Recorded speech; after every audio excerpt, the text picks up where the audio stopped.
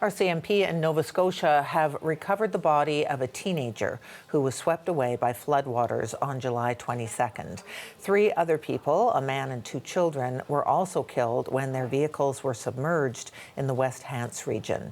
CBC's Brett Ruskin joins us from Halifax with more on this. So now, Brett, the search for this young person actually was just suspended 2 days ago. What happened?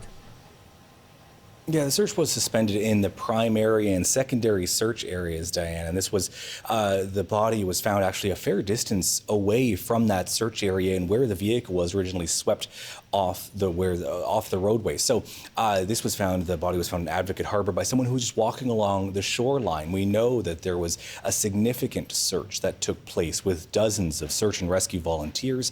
There were police officers on the ground, in the water and in the air, looking for this final of 4 people reported missing as a result of this flooding. Now, we know from the RCMP, they had the news conference earlier today. Here's a bit of what they said at that meeting.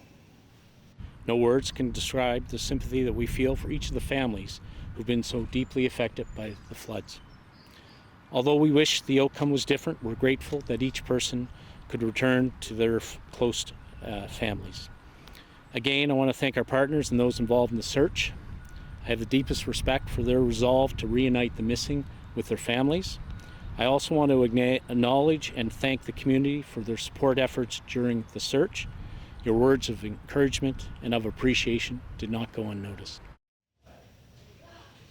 And so again, that was the RCMP speaking earlier this morning, talking about not only this individual who had been found, this youth between 12 years old and 18 years old, but also the 3 other people. So we know that in the peak of this flooding situation, it was around 4 a.m. that these 2 vehicles were traveling separately from one another on Highway 14. The incredible record-breaking rainfall and flooding situation knocked their vehicles off into a flooded field. One of the vehicles had 5 people in it, including 2 6-year-olds who were swept away. The second vehicle had a 52-year-old man as well as this youth. So all of their bodies have now been recovered in what's being called both a sad day and a happy day in some cases, because this does provide closure to these 4 families and to this community for this tragic ending to this extreme weather event here in Nova Scotia. Diane?